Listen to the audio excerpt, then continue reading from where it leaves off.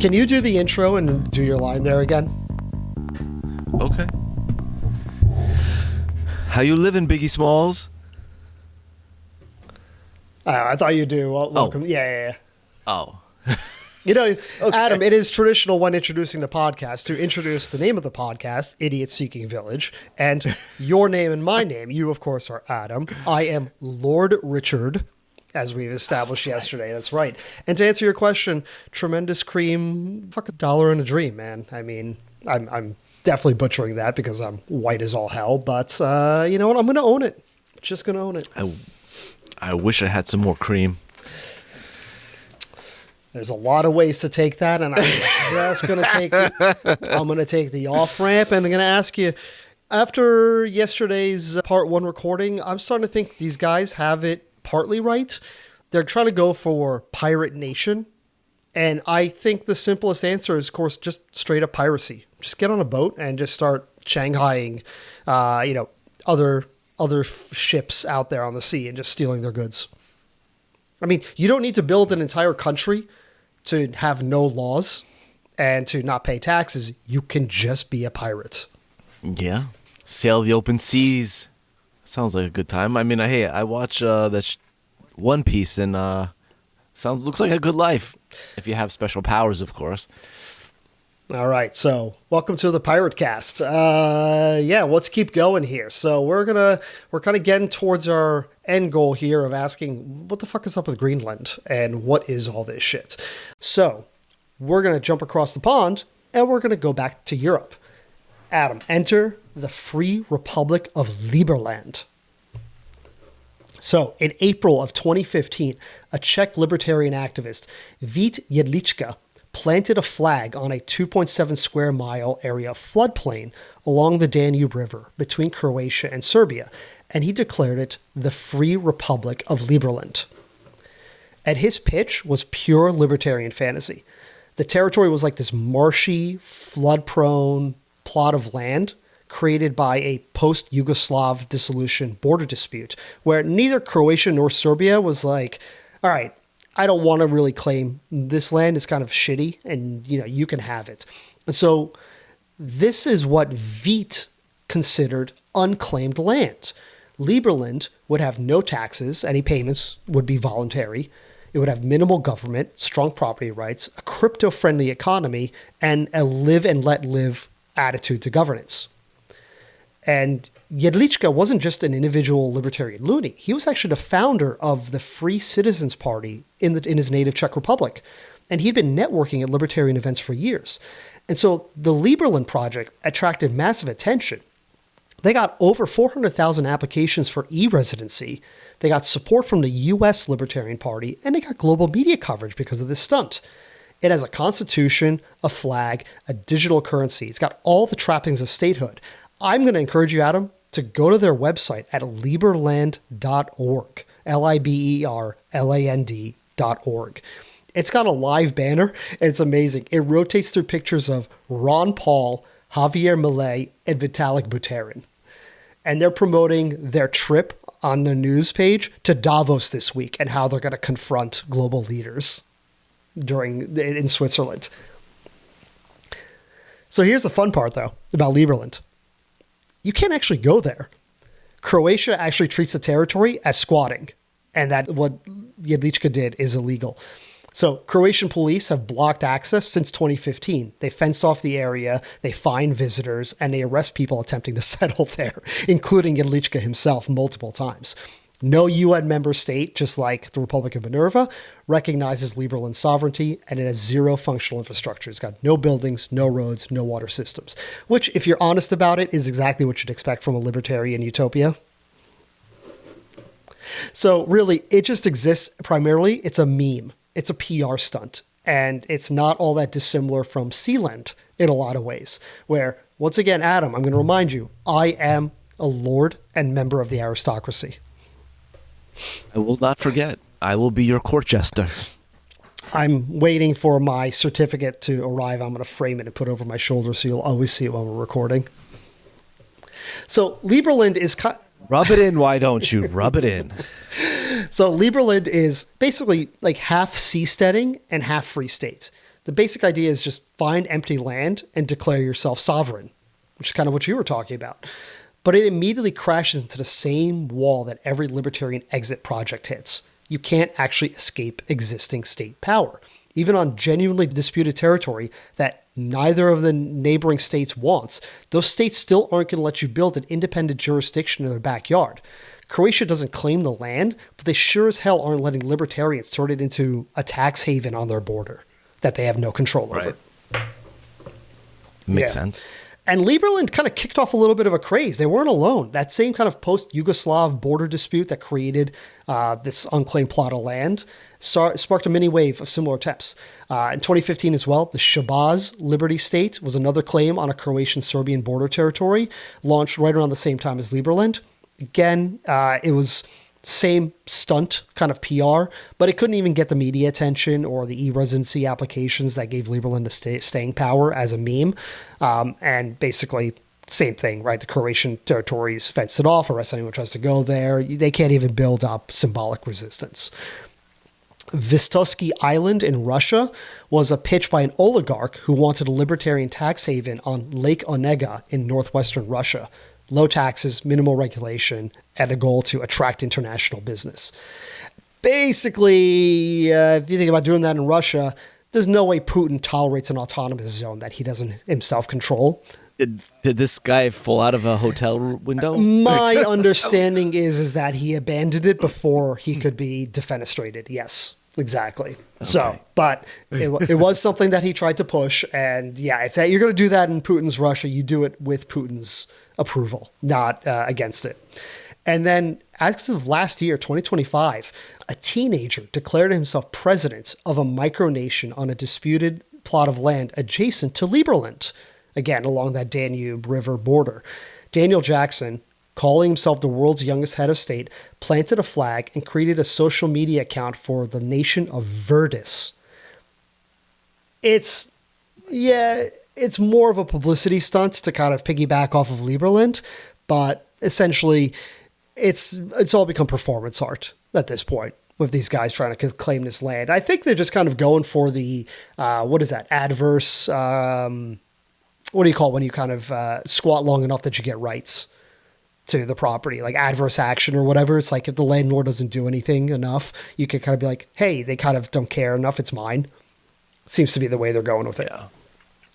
So if we break this down, right, now we've gone through a bunch of countries and opportunities. Trying to change a town is too accountable to the neighbors. Try and change a state, too accountable to voters more broadly. Try to claim disputed land, it's too vulnerable to neighboring states and their interest. And the next logical step, I think, at this point, is to create semi-sovereign zones with the host government's approval. Yeah, so this brings us to corporate sovereignty and charter cities. So in 2009, economist Paul Romer pitched the idea of charter cities during a TED Talk. The idea is have developing nations grant autonomous zones to foreign administrators who can import quote-unquote better rules from wealthy countries, creating high-growth enclaves that supposedly benefit everyone. The theory draws on what China did and their special economic zones, with Shenzhen as the model. Shenzhen, once upon a time, was a fishing village of 30,000 people across the river from Hong Kong. Now, it's a global metropolis with a population of over 12 million people. So they're looking at that, arguing that the legal autonomy plus foreign investment can bootstrap development. In another way, he phrased this as a model of subscription-based government. Pay a fee, get services you want, opt out at any time. It's countries as a service, essentially. So, Honduras took this idea and they ran with it, specifically under friend of the pod, President Juan Orlando Hernandez. Remember that name, Adam? Yes, I do. He's a free man. He is a free man. So his administration created what are called ZEEDs, Zones for Employment and Economic Development. These were special districts with sweeping autonomy over tax, labor, and regulatory rules. And the flagship example of this is a project called Prospera, and it's on the island of Roatan, just off the Honduran coast. So unlike Shenzhen and its Chinese special economic zones, the Zeeds aren't just a free trade zone or a special economic district. It's a for-profit city governed by a private corporation, Honduras Prospera Incorporated, rather than a normal municipal democracy. And the legal framework gives them extremely low tax rates, the ability to cherry-pick regulatory regimes from any OECD jurisdiction, 50-year stability guarantees by the government to protect investors from future policy changes, reminiscent of a bit of Hong Kong and its transfer over to the British and then back to China in that time frame, and semi-autonomous courts and arbitration systems. Residents don't vote on these rules. They opt in by moving there or by choosing to do business there. And if you don't like it, leave. That's the theory. And when you kind of look at it, these Zeeds and these charter cities, they're not new. They're updates of very old ideas, very old models that we all learned about as kids. I'm thinking specifically, you look at like the 16th to the 19th centuries, you're talking royal charters. You're talking like the British East India Company and the Hudson's Bay Company and all those similar other royal ventures that operate under charters that granted them quasi-sovereign authority over territory, the right to raise armies, mint currency, and make treaty, legal systems separate from the crown's normal jurisdiction, and monopoly trading rights and tax collection authority. Right? These royal charters functioned as corporate states, and they governed the lives of millions of people and remained only accountable, really, to shareholders, not the subjects. The East India Company ruled much of India and its population for a century, and they extracted enormous wealth while creating famines and suppressing local economies. The Hudson's Bay Company controlled much of what's now Canada through similar mechanisms. Again, we just need to drive this money. And that's the crazy thing that I don't think I ever realized when I was a kid and I was learning about these things right through history classes. When they had armies, those weren't royal armies. Those were mercenary armies that worked for the corporation, which is actually absolutely bonkers when you think about it. They didn't really ever go into stuff like that because, I mean, the East India Company, was usually just like a footnote in most things that we learned in like elementary schools and high schools. They did this, they did that, but not how much power they really wielded in the world. I never knew that or experienced that in school. No, and I think it's deliberately avoided because it makes, honestly, when you boil it down, it's capitalism at work, right? It's early forms of capitalism. It's about extracting wealth and value for shareholders. And if you learn about the millions, tens of millions of deaths and the deprivations that happen to the people who live there, you'd be firmly against the system if you learned about that. So we don't teach that because it makes people question everything around them.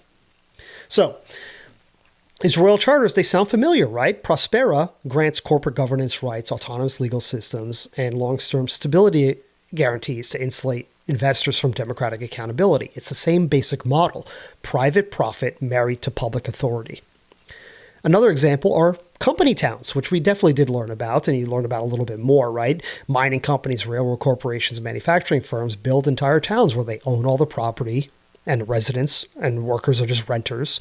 They operated the stores, and they were often the only option to acquire the goods you needed for daily life. They ran the police and security forces. They set up work rules that governed daily life, and they paid in company scrip, which was only usable at company stores. And so even if you wanted to leave, you couldn't because you probably owed money and you didn't have currency that worked outside of town.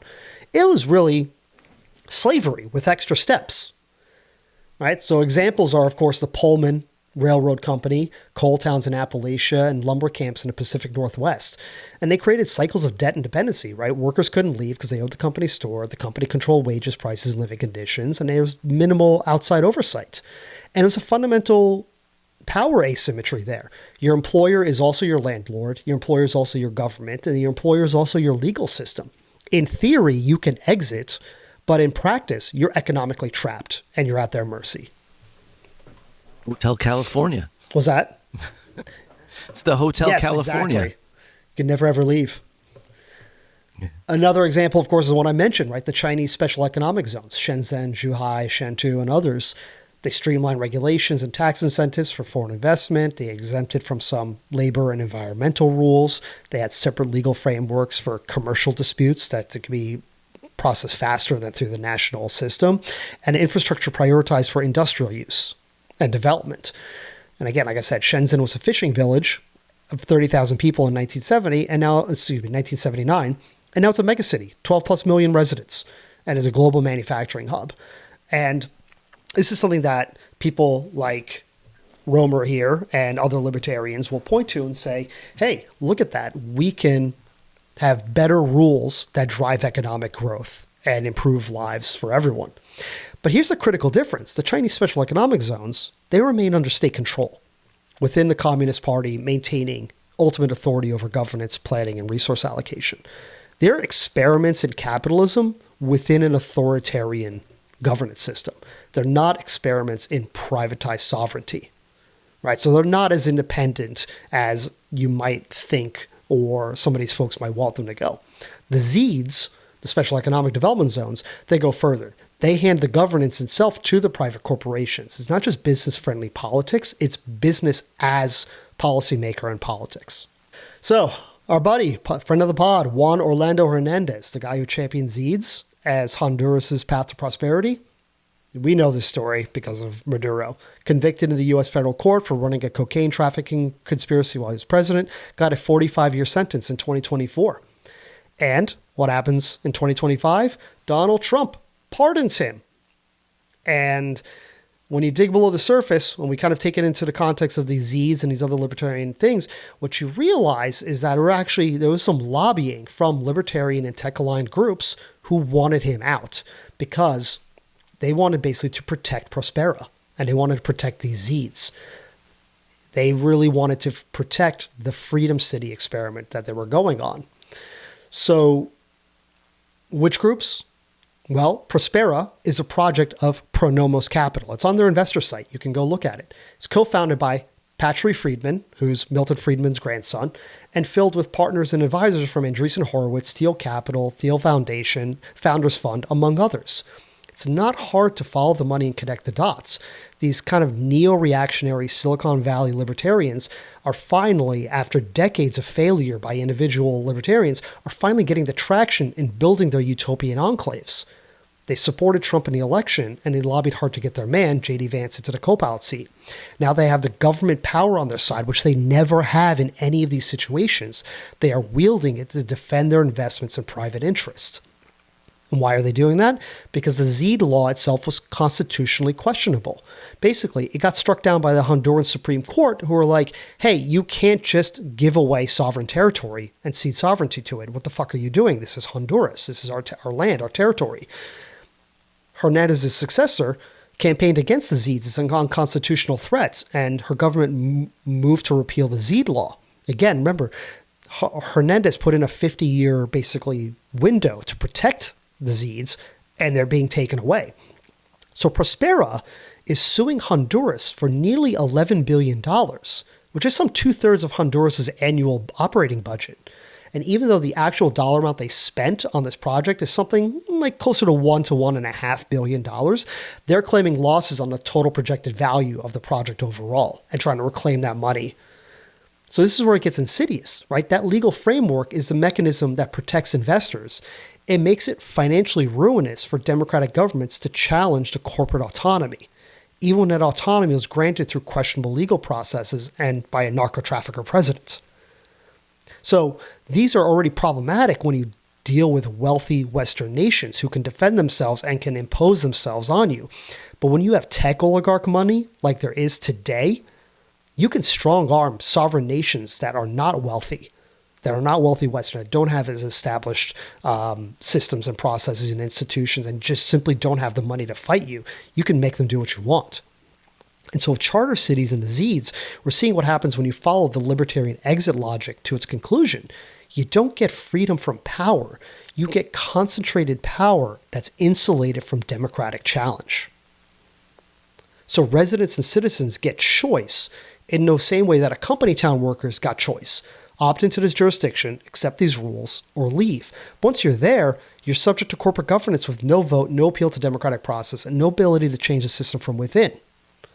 The promise is better rules, The reality is rules written by and for investors and shareholders, enforced through contracts and arbitration processes that they control, with democratic accountability replaced by market discipline and shareholder interest. Look, and getting a fair shake. How would you do it? Exactly. Oh, so Adam, do you think we're done with the sea? No, but back to my island thing. I'm surprised that none of these rich blokes just went to a country like Tonga, a nation like Tonga or Fiji, and said, "Hey, you got this like small little 2-mile island somewhere. Here is $200 million. Give us sovereignty over this island. Give up your sovereignty to it. It's more money than you'll probably ever see, and be done." And now you have your own property, your own... That's exactly what they did in Honduras. Prospera is on an island, Roatan, that's off the coast. And that's exactly what they did. But the country, again, Juan Orlando Hernandez, convicted narco trafficker, now pardoned by Donald Trump, was like, yeah, cool, I'll do it for the money.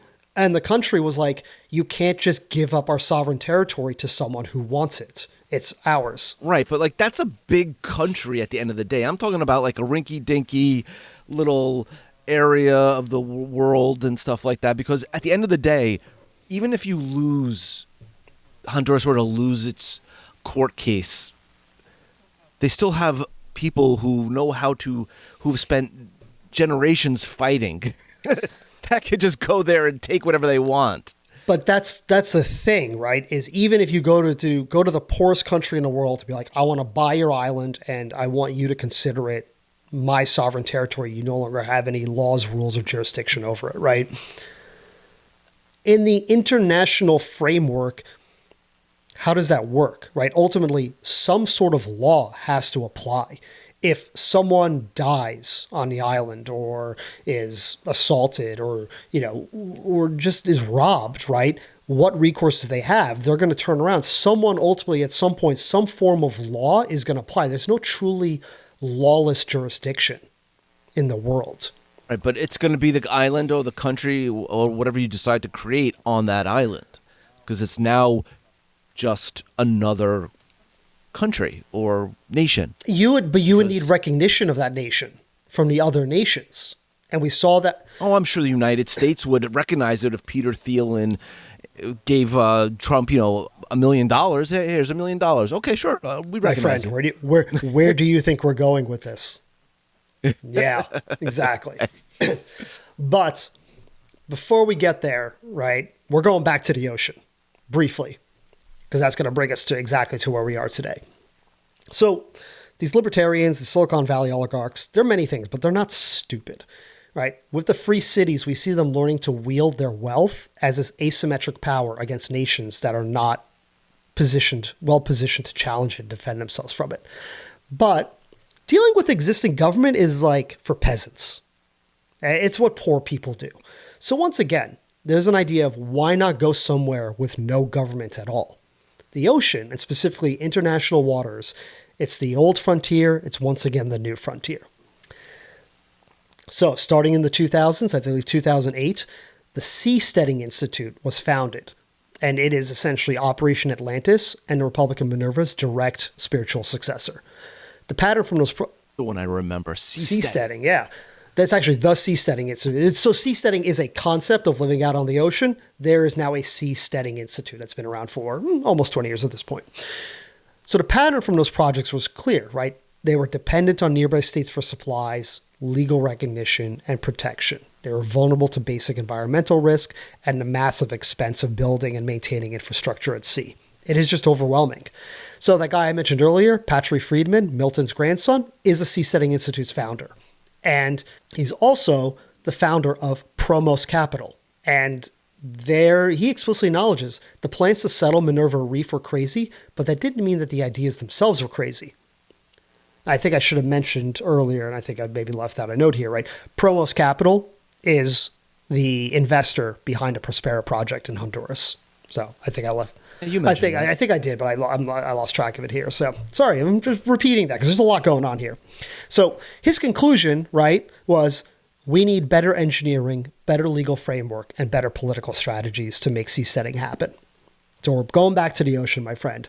So now they have Silicon Valley money. They have improved engineering and concepts and development, and they have the same fundamental fantasy about escaping sovereignty. So their new vision at the Seasteading Institute is permanent modular floating platforms instead of grand ocean cities, and starting small and iterating on them. So if you think about the International Space Station, right, is a collection of modules that are built and assembled in space to create this livable habitat that floats over our planet and orbits it. They're looking to do that same basic concept out on the ocean now, instead of creating islands out of the sea. Remember them from a long time ago.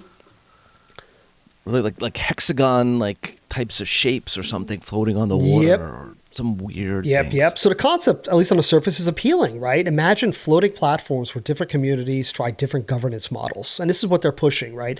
One platform is anarcho-capitalists. Another platform is a socialist governance model. Another one is like a techno-democratic model. People vote with their feet by moving between the platforms, and competition between the platforms drives innovation in governance, right? So the idea is just put all the best ideas out there and let's let them fight for who succeeds. And it's elegant in theory, right? Use the platforms as a laboratory for institutional experimentation, free from the dependency and political constraints of land-based states and existing sovereignty. So you sneak a gun or two onto the platform. Until you do that, of course. Yeah, well, in theory, each one of these would have different laws and approaches for dealing with that, right? I have to imagine that some of them are like Second Amendment loving and we're like guns everywhere and you can open carry, and others are like no guns, right? And the idea is, use this as an incubator of sorts to what is really the best idea out there. It's appealing. I get it. So for the first few years, TSI, the Seasteading Institute, they launched a few projects. Nothing permanent so far. It really kind of boils down to Burning Man on the water and some cruises that libertarians took together and went back to land, right? Not really a lot. The gap between the vision and the engineering and cost realities, it just, despite advances in technology and the resources, they're impossible to ignore, right? Think about a boat. Anyone who owns a boat, it's nothing but maintenance, and it's the sea and salt water constantly lapping and corroding it, right? It's expensive. It's difficult to maintain and engineer. It's just not really that great. So starting around 2013, a couple years in, they pivoted. Instead of high seas independence, they tried sheltered water floating cities within a host state's jurisdiction. So sheltered harbors, which have been like a mainstay requirement of civilization for millennia, who want access to the power to trade and commerce and war at sea, right? That's why so many harbors were valued and became kind of the lifeblood of civilizations. So in 2017, they signed a memorandum of understanding with French Polynesia for a semi-autonomous sea zone with a prototype floating island. Remember, French Polynesia is where you get those floating cabanas, right? Those hotels. So it's not that crazy that they would have something similar to that. They raised some crowdfunding, and they commissioned an engineering firm for feasibility studies. But that memorandum of understanding, not legally binding, the local political winds shifted, and French Polynesia, they let it lapse without renewing it. And they clarified, the government was like, look, we got this MOU, but it didn't give any special legal status, and any development was subject to our normal regulations. So the project kind of quietly died. In 2019, a company called Ocean Builders constructed a sea pod, which is a floating home off of Panama. And they have a very cool website. I definitely would just go check it out. Like, it looks just really cool. Basically, they touted it as the first actual successful seastead. Ocean Builders CEO brags about his tech frat house days alongside a PayPal founder. So he's connected to Thiel and Andreessen and all these sort of folks who are funding all these projects.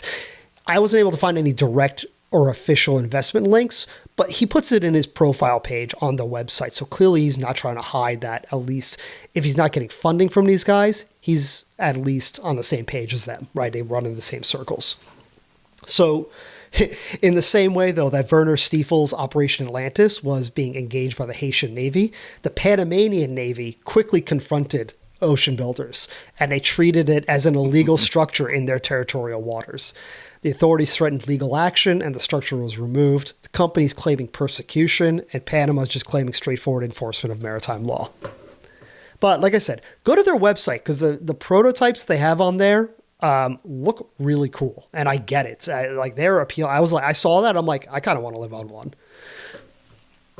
It was like a really, like a very think of those like bougie houseboat. Think of those huts in French Polynesia, right? Those bougie hotels that are out in the water. Okay. But think about it in like this modern, white, almost cruise ship like kind of space age kind of looking structure instead.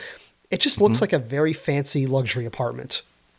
But again, it's like right on the water. Cool. It, again, looks cool. I see the appeal. So the lesson here, again, is even small prototypes remain legally and politically dependent on nearby states. You can't build in truly international waters because it's too expensive and it's too dangerous and it's too risky. So you build near coast, but coast means you're subject to that coastal state's sovereignty whether you like it or not. And this whole, right, I've picked on the Seasteading Institute, I've picked on ocean builders. There's a whole bunch of these, right? There's a Maldives floating city concept. There's crypto-themed cruises for digital nomads to live and trade, kind of combining seasteading with remote work culture. If you actually pay attention to your history, that's basically what L. Ron Hubbard was doing with the Church of Scientology when he was on the run from basically every sovereign nation on earth. He moved his church onto a boat and brought his people on there. Similar idea here. The networked islands tied to a broader libertarian vision. And there was also something called the MS Satoshi, a cruise ship that was purchased by crypto enthusiasts to create a floating crypto hub, though I don't think they've actually implemented it as of yet. So billions in hype and spending, zero self-sustaining ocean polities. What do they have? They've got festivals, they've got prototypes, they've got concept art, and a lot of blog posts. Concept art. I think we talked about the cost and the sovereignty we've touched on, but think about the economics of this. Who wants to live on one of these islands or structures or autonomous zones, right? Wealthy people who want freedom from regulation, they could just move into existing low tax jurisdiction on land like Monaco or Singapore or the United Arab Emirates. Poor people can't afford floating platforms. So the market for ocean living is at these premium prices to kind of live up like a king is tiny. And ultimately, like if you think about it, any startup, any business is solving for a problem. There's a need and they're providing a solution to that need. What problem is this solving for other than rich people don't believe in governance and accountability and paying taxes? They don't believe that they should be, accountable to their neighbors and fellow human beings. The bulk of humanity may not like it, but they get it, right? We like roads. We like fire departments. We like schools to send our kids to. We want to know that we can walk out our house and things are fairly safe and orderly. And we might disagree with how it's implemented and how things go about, but we see it as a general precondition for living in a society with other people. They see it as a problem, but it's such a small problem for such a small select group of people. Ultimately, right, if you think about it, let's just say one of these, independent ocean nations gets built, right, out of whole cloth on a platform in the sea. And you or I want to go there. What are we bringing to the table? Can we afford to be there? Maybe. So what do? Well, now we're working. So now we're second-class citizens because we have to work for these people to, right, sing for our supper. Effectively. So you kind of create the society that's deeply unequal fundamentally to do so. So I want to introduce to you, Adam, Praxis. So have you heard of these guys? I don't think so, no. Right. So Praxis is another one of these startups, and their goal is they're aiming to build an experimental, tech-forward city aligned with libertarian principles, calling itself part of a network state or a network empire.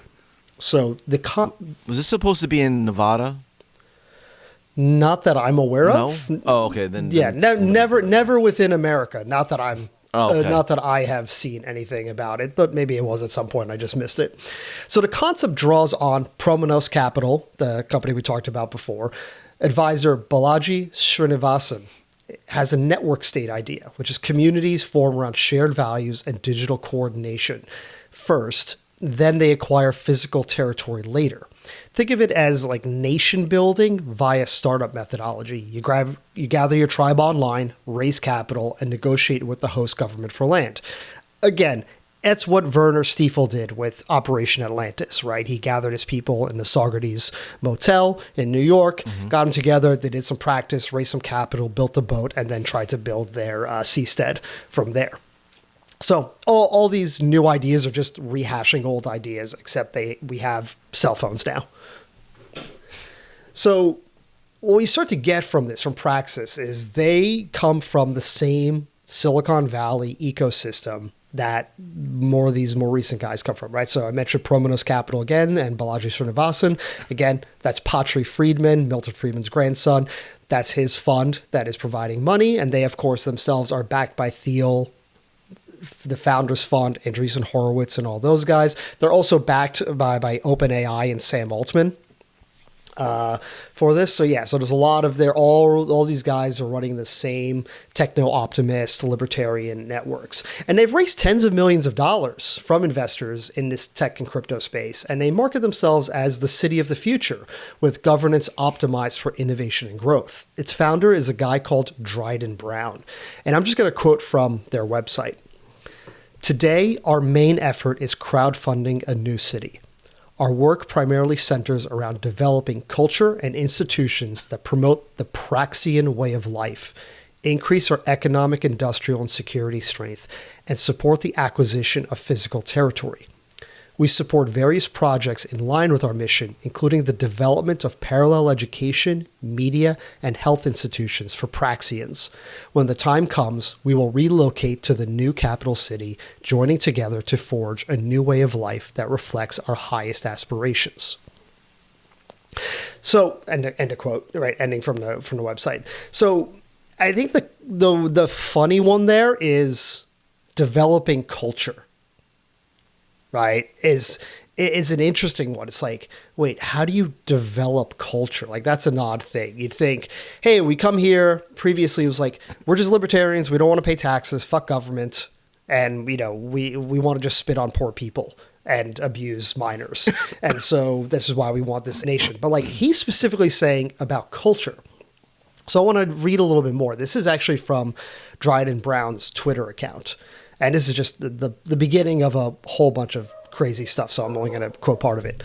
From the beginning, Praxis has existed to fight for the soul of the West, the heroic spirit that animated our Roman, Hellenic, and Norse ancestors will return with fury, hastened by uniting the people of the West in a new network of belief and action. End quote. This dude is nuttier than squirrel shit. What? So are we gonna be like? So one of them want to be Caesars? Like, what? So, kind of, right? Let's just say you read that, you hear me read that out to you, and you think, that's not so bad, right? Let me read another one. This is a recruiting note. Quote, calling all Patriot engineers, and that's all in caps, his caps, not mine. And if you want to help build basically a future age, a mindset layer 1 blockchain to take TVL from the feminized WEF at WEF, I don't know what that means, soy boys, DM me. Treasury grants will fund public goods. 1, colossal statues. 2, pirate military corporation. 3, raw milk and MMA training for youths. So this is just like the Nate state is what they're going to call it, right? This is some manosphere shit. Yeah, no, this is absolutely like, what the fuck is that as a recruiting? Not Nate, Tate. This is the Tate state. Tate, yeah, exactly. These guys all run in the same. I think on his Twitter feed, I saw a whole bunch of comments about that dude Clavicular, who I've seen pop up. I'm not even going to bother digging in onto that shit because who needs yet another one of these guys? But Yeah, they're not exactly. There's not a lot of sanity going on here. Now, fair enough, there isn't a lot of sanity going on anymore these days in Silicon Valley, but I want to read one more post. This is him talking about Greenland, and this is where we're going to start to bring it back here, right? So, in November of 2024, his Twitter feed, and I'm just going to paraphrase and kind of jump through this because there's a whole lot of it, and some of it's just not interesting. But his first line is, "I went to Greenland to try to buy it. Here's what happened." So he talks about how he's building a crypto-native country called Praxis, and just basically getting citizens who are worth, who funded companies worth hundreds of billions of dollars. "I became interested in Greenland when Trump offered to buy it. It's a self-governing territory of Denmark, few people, lots of resources." He says, "It is an actual frontier." And this is such a fucking dork. His line, "It's hardcore." I mean, if you need to stop taking someone seriously, it's when they call something like this hardcore. He continues to go, "If humanity is going to build Terminus on Mars, we should practice in Greenland. It can serve as a sandbox for terraforming experiments funded by realizing its potential as a mining and industrial hub." He then goes on to talk about how he went on a visit there to see it personally. It's a bunch of mostly uninteresting tweets, but he said he had meetings with their parliament. He reached out to a bunch of politicians and managed to meet up with them. So, and this is his words, not mine. I didn't fact check this, so take it all with a grain of salt. He said that Denmark pays $500 million a year to fund government salaries in Greenland. Again, I haven't verified that, but this is what he's saying. And that Greenland wants independence, but they don't want to lose the $500 million a year in support that they get from Denmark. Again, that's a lot of money, especially to 56,000 residents. That's a lot of money, right, to support, and the way he's phrasing it. So again, I'm taking that all questionably. But then he goes, "There's an obvious opportunity here. If we could replace the $500 million with another revenue source, taxes from a new city, mining, and tourism post-terraforming, we could de-risk accession and get Greenlanders their long-sought independence, and with its vast wealth." So again, these are libertarians. They hate taxes. They hate governments. His first fucking response to, well, how do we fund an acquisition like this is taxes. Like, how does this get taken seriously? Like, they're like, oh, well, we're doing the taxes, not the government's doing the taxes. Well, yeah. But yeah, then he goes on talking about how we could build nuclear power because there's locally sourced uranium. It's vast and uninhabited. We could build a privatized charter state, and then he goes, "We must build a prototype of Terminus on Earth before departing for Mars. I believe Greenland is the place," and he ats Elon Musk on this Twitter chain. So this is where, again, they're all running in the same circles, these guys. And like I said, nuttier than squirrel shit. They are this whole manosphere shtick. And they all just truly believe in their own bullshit. So here's the fun part, right? And I've read through a bunch of Praxis, the company accounts tweets. I read through Dryden Brown's tweets himself. They are so much like Western civilization virtue signaling over and over again. It's actually really quite boring reading it all at once. But the fun stuff, as always, as it is anywhere on the internet, is in the replies, right, in the comment section. And where I found interesting was they had several commenters simply replied, "Tool," Thule, and nothing else. Adam, do you know what Tool is? I always thought it was Thule, like the people that you put on your truck and you drive store shit in. Maybe I'm mispronouncing it. Maybe it's Thule, Tool. I always thought it was Tool. Is that the thing, the cargo thing? So that is the name of the cargo thing. But Thule or Tool is in various mythologies.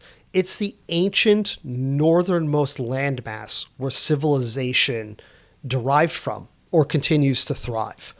And depending on how you choose to read it, it's this kind of, you'll see they talk about Hyperborea, Avalon, all these like mystical lost places. The fun part is it was also this island, Tula, however you want to pronounce it. It's also the inspiration for something that was called the Tula Society, which was a Nazi occultist secret society, which drew its name from that mythical landmass. And they pegged it as the ancestral home of the ancient Aryans. Right. And so love those Aryans. So yeah, Dryden Brown and Praxis are not talking about Nazis and Aryans, but the people who are engaging with their content are. And here's the thing. In July of 25, on the Praxis's Twitter account, they wrote, "The tradition speaks of an island located in the far north, surrounded by waters inaccessible to common mortals, luminous and imperishable, the spiritual center from which the supreme wisdom and the primordial tradition descended." And then to one of those Tula comments that one of these people put, the Praxis account replied, quote, "Hyperborea, Avalon, Rome." All synonyms essentially for Tula, and this Aryan cradle of Western civilization. So they're not calling out this whole race science stuff directly, but right there, he's acknowledging that when they say this, they say the same thing. They put a synonym around it. So not calling these guys racists and race scientists, but, if you keep digging in, you'll see a lot of the commenters to various Dryden Brown and Praxis tweets they talk about, building the society and kind of these shared values and all this. And a lot of the people responding are like, all right, so what are you going to do when like third worlders try to join this whole perfect community, right? And again, Twitter at this point is a cesspool of right-wing and Nazis. So these people asking this, they're doing it for racist reasons. And the responses have largely focused on essentially, as long as they share our values, they're welcome.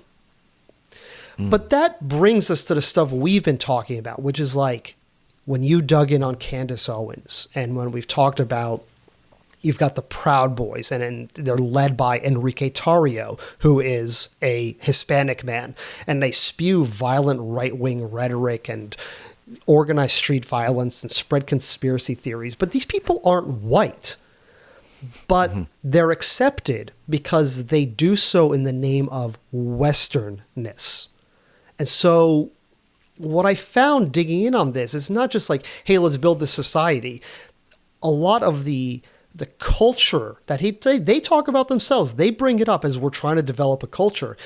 They do this kind of, I don't know if this is a word even, but like this de-racialification of traditional racist themes with this focus on culture, Western culture over actual skin color. Progress, perhaps? That's one way to look at it, I guess. And you've got to take this into account. Remember, who's funding these people? It's the PayPal mafia. It's Thiel. It's Musk. It's Andreessen. It's Sam Altman. All these guys on all this within this tight Silicon Valley network. And it's worth mentioning, Peter Thiel, Elon Musk, and David Sachs, all major voices within this space, they were either born in South Africa or spent a good part of their childhood and were raised in South Africa before and during the fall of the apartheid regime. And they're all very open about how much they hate that South Africa fell, right? That the apartheid regime was overthrown. They are open about essentially that they hate that there's generally equality now and that this tiny majority of white people that they're pretty open about they view as superior had to basically no longer gets to rule the masses that they view as inferior. Yeah, so there's a lot of this undercurrent playing with these themes. So like I look at these Praxis guys who are targeting Greenland at this point, and they're not trying to like create a new confederacy or something by saying we want a white ethno-state, but they are saying we want a Western ethno-state with traditional Western culture and values. And I think that's an important thing to look at because all these guys are very much on the same page to one extent or another in how they feel about this culturally. And so it brings us back, right? Let's pull it back. So why Greenland? Why are we looking at Greenland? Why is it such a big thing in the news? I mean, Greenland broadly aligns with Trump's kind of neo-imperialist sphere of influence view of territory and geopolitics. As Dryden Brown mentioned, Greenland is semi-autonomous under Danish sovereignty. It has mineral wealth. It has oil deposits. And their pitch is basically Greenland needs economic development and has very few people. A charter city could bring investment and jobs while giving Praxis, the Praxians, these libertarians, the legal autonomy to do what they feel is necessary. It's framed as this like win-win for everyone involved. And we see that it has political legs. Ken Howery, who is also one of these PayPal Mafia alumni, is the U.S. ambassador to Denmark. Trump appointed him. And there's a lot written about him. He does talk about Greenland as being a significant portion of his mission to Denmark. There's some media kind of hearsay characterizations that he's given explicit instructions to lead a Greenland acquisition, though there's nothing out there that's really explicit about that. But it's kind of more connect two and two together, right? Just connect the dots and you kind of get to that point. But I mean, part of his diplomatic mission, and he's open about this, is about engaging with the Danes and about engaging regarding Denmark. He doesn't say specifically for an acquisition, but about Greenland it's in terms of geopolitical strategy and whatnot and mutual defense. So you see that again. It's why is a Silicon Valley guy there when he's connected to all these people who are funding a project who want to directly acquire this and build their utopian society? Connecting the dots here is a goddamn circle. Yeah, the more I think about it, and I really beginning to think it's just like a magic sleight of hand. Mm-hmm. Because we're talking about people who have obscene amounts of wealth mm-hmm. and access to even more obscene amounts of wealth. But I think they're risk averse. They don't want to risk their money because these guys could easily really build an island in the middle of nowhere from nothing with all their money and resources. Well, I think that's kind of the point of everything we talked about is they can't, right? They're finding that difficult. Because everybody's trying to build one that's somewhat adjacent to something else. They're like, they're Tonga adjacent. Mm-hmm. They're adjacent to Honduras. They could technically build this in the middle of nowhere and spend $20 or $30 billion if it was something that they really believed in. But I think the libertarian thing is just a front because they want to use other people's money to do what they want to do. And Greenland, in this case, is like, why don't we just infiltrate our government, have them spend the money, use their military to be our military in essence, mm-hmm. and then do what we want, have our corporations make billions of dollars and basically be borderline oligarchs everywhere. We don't need to have libertarian. We just bribe them to do what we want. It's a lot cheaper. Yeah, you're actually touching on a very important part of it. One, yeah, you always use other people's money, right, whenever possible. But yeah, they're learning this lesson. You can't actually escape state power, but you can negotiate with states for power and autonomy if you have enough money and the right political connections. And they're at the point where they can bully smaller countries like Honduras with money. But now, because of political connections, they can leverage political power, something that they supposedly, fundamentally don't like and are against, but they're happy to use it. And so you see that with Honduras where they lean on Trump. Hey, Hernandez is our guy who's going to approve this project that we have here. Get him out of jail. Pardon him, send him back so he can do our work for us. And you're right. Why would you just straight up try to buy Greenland directly from the Danes when you can use Donald Trump and the might of the American military machine to do it on your behalf and just reap the benefits, right? Let the American taxpayer bear the cost and America as a nation bear the, political fallout from having done so while you get to take all the benefits. Yeah, you're absolutely right. And that's the thing. This isn't about like freedom or innovation anymore, if it ever was. It's about wealthy investors securing legal frameworks to insulate them from democratic accountability while they get to extract value from resources and labor. Yeah, because like I said, I bet you they could easily build a $20 billion island dead middle between Africa and South America that nobody could cause jurisdiction over. But why, when you could spend $1 billion on bribing whatever politicians you need and get what you want much easier and no headaches? I think the sad part is it's even less than $1 billion. That they're not even bribing to that tune. So what is it, like $1 million to get out of jail for Trump? You know, that's all it does cost. Well, that's nothing. I'm actually waiting for one of these guys to get on the board of peace, the quote unquote board of peace, and to pay the $1 billion and to be sitting alongside actual sovereign nation states recognized by the United Nations. And that'd be interesting. Let's see if it happens. I think there's a better than average chance that we're going to see that happen. Yeah, I'm sure Trump will be like, hey, Musk, do you want to sit on that board? Well, now that he's at the same day he invited Russia and kicked Canada out, right? We're going to see it. We're going to see it happen. They're going to get like 30, 40 countries at the beginning, and it's all sketchy ass countries who are, funneling money under the table, obviously. But we're going to see guys like Elon Musk invited directly to join the Board of Peace after the initial kind of hubbub settles down. I guarantee you. They'll be considered consultants in the beginning. Something like that. They'll be like, hey, to the Board of Peace, we brought on Elon Musk as an advisor. We brought on Peter Thiel or Mark Andreessen as a special advisor. And then, it's going to rapidly devolve into this, the technocrat libertarian Silicon Valley crowd is directly engaging with sovereign nations on this Board of Peace outside of any sort of framework of legal accountability or democracy or to anything to anyone anywhere else. I guarantee you it's going to happen. I would bet money on it, but you and I seem to be on the same page, and we'll see if that plays out. I think that's a good point, and it's unfortunately highly likely that occurs probably within the next year or so.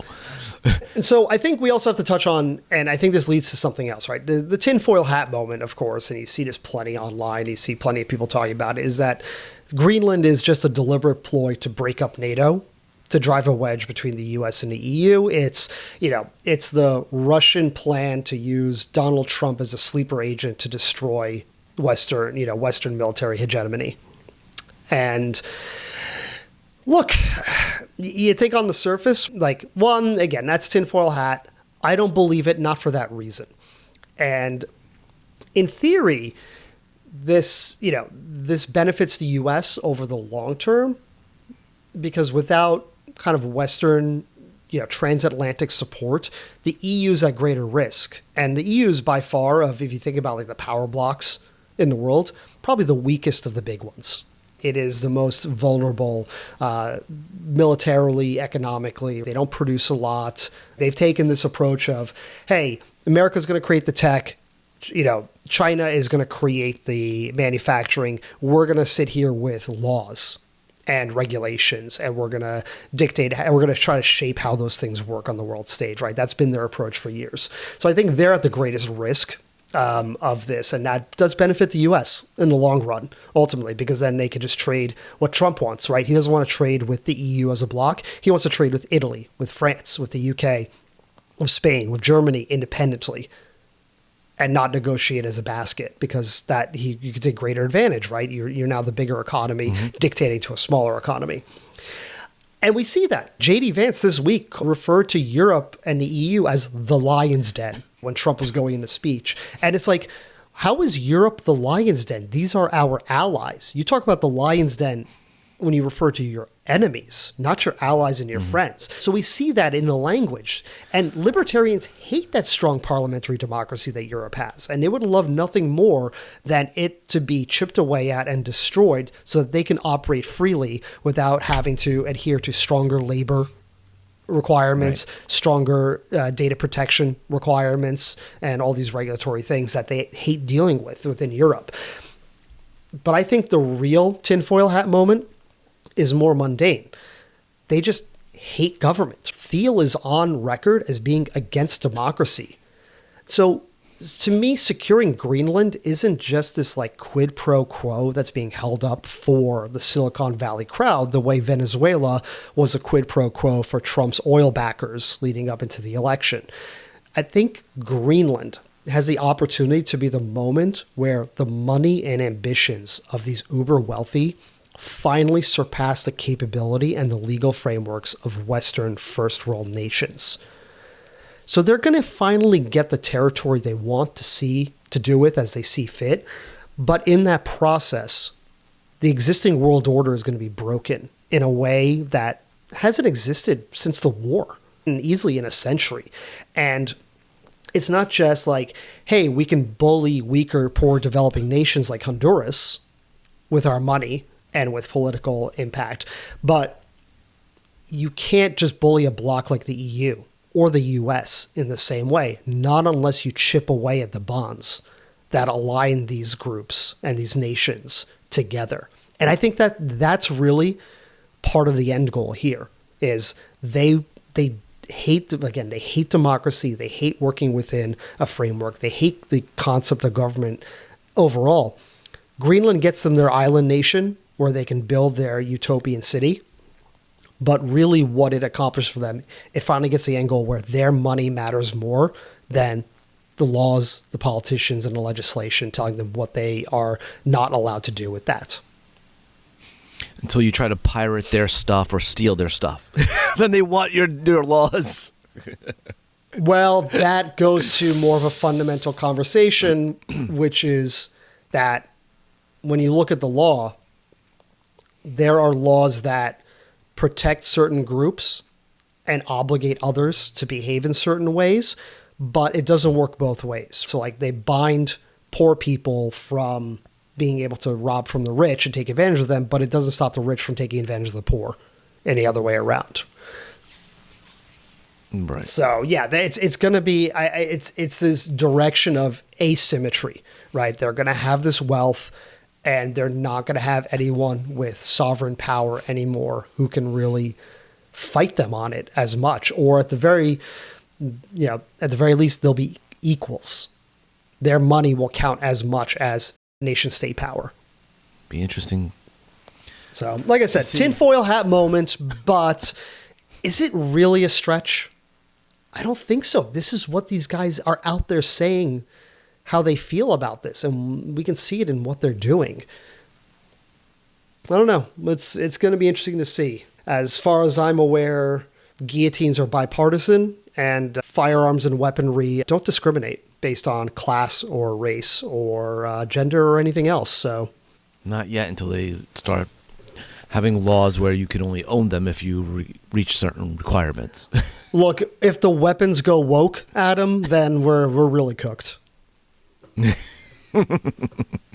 Well, I believe that's what separates us from, Iran. Did Iran's weapons go woke? They don't have any, the people. So I think that's, all of a sudden you're like, okay, you're done protesting. No? Okay. Now you're all dead.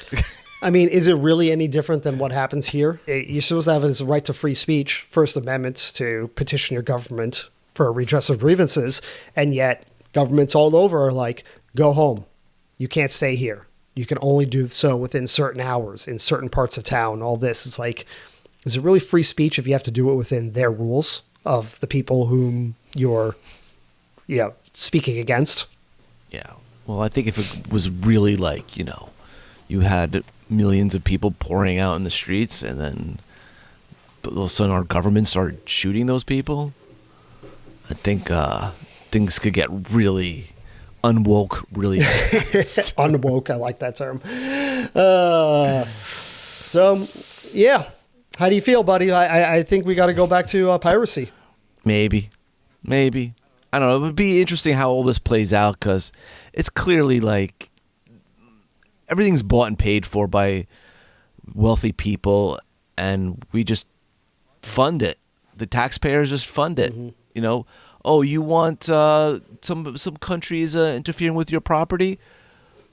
Hey, could you go send the military in? We're not going to give you any extra money for that. The taxpayers will pay for it. Take care of that for us. I mean, we've been doing it for years, right? We have had business interests in Central America and elsewhere, and we've sent in the military to overthrow democratically elected governments to protect those investments. This is nothing new. It's just the scope and the scale of the power and influence these business interests have is it's growing. And it's growing in a way that we just haven't dealt with in our lifetimes or any time within recent history. This is probably the most influential that these corporations have been since the corporations first started as royal charters and the British East India Company was traipsing over the Indian subcontinent and doing what they did, right? Like this is probably the most geopolitically impactful that they've been since then. It amazes me. It really amazes me how the rich just keep getting richer and flaunt it everywhere, and the people are like, instead of, there's something wrong about that, it's more along the lines of, maybe that could be me. Yeah, I'm 72, but maybe that could be me someday. What the fuck is wrong with you? Yep.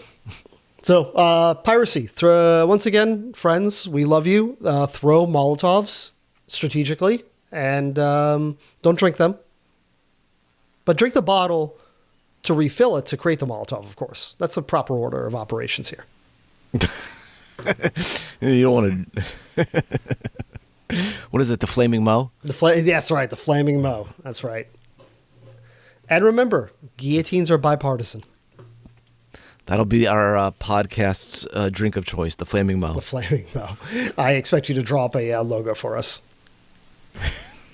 I'm going to go corner the market on cough syrup. Try not to get us into copyright trouble with Fox, though, over that. Oh, boy. Yeah. So. Don't want the long arm of the law from Disney will wreck our world. We'll call it the Flaming Atom.